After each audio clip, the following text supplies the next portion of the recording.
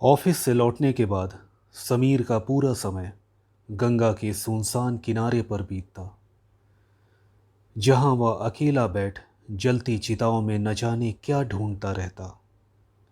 आज भी वह एक जलाई गई ताजी चिता को अपलक निहार रहा था कि तभी छपाक की तेज आवाज़ हुई और वह भी उसी के पीछे पानी में कूद पड़ा। जैसे तैसे उस लड़की को बाहर निकाला। होश में आते ही उसने अपना नाम मानवी बताया और नम आंखों से बोली, तुमने मुझे क्यों बचाया? जानते हो, मैं माँ बनने वाली हूँ। और उस लड़के ने शादी से इनकार कर दिया तो माँ बाप ने भी समाज के डर से घर से निकाल दिया। अब तुम ही बताओ, मैं कहाँ जाऊँ, क्या करूँ? और इतना कहकर वह रोने लगी। समीर उसे बस दिलासा देता रहा। कुछ शांत होने पर मानवी फिर से बोली, मैं तो यहाँ मरने आई थी, पर तुम इतनी रात को यहाँ क्या कर रहे हो?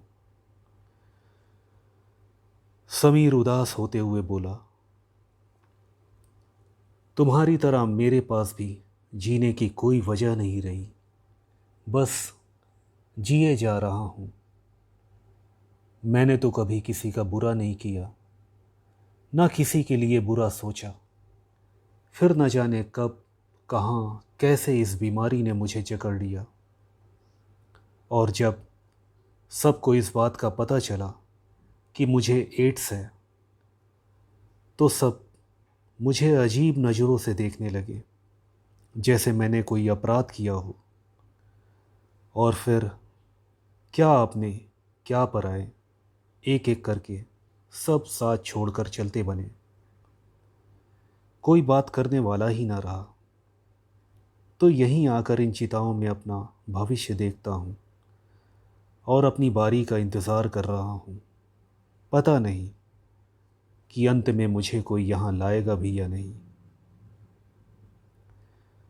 वह जैसे अपने आप से ही बातें कर रहा था। कहते कहते एक गहरी उदासी में डूब गया। कुछ देर बाद सोचते हुए बोला,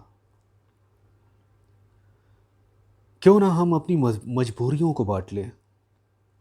सब कुछ ना सही, दर्द तो बांट ही सकते हैं ना। मतलब? मानवी ने चकित होकर पूछा। अगर तुम चाहो तो मैं तुम्हारे बच्चे को अपना नाम दे दूंगा और फिर हम दोनों को ही जीने का सहारा मिल जाएगा।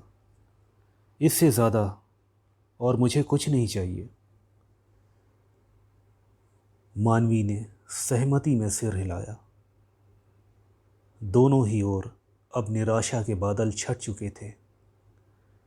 इस गहन अंधकार में उम्मीद की एक नई किरण पैदा हो गई। एक दूसरे का हाथ थामे वे दोनों जिंदगी के सफ़र में आगे बढ़ चले। कुछ देर बाद भोर की लालिमा धरा पर चारों ओर फैल गई।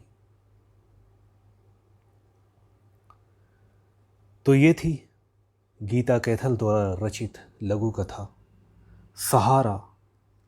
और मैं दिनेश कुशवाहा। धन्यवाद।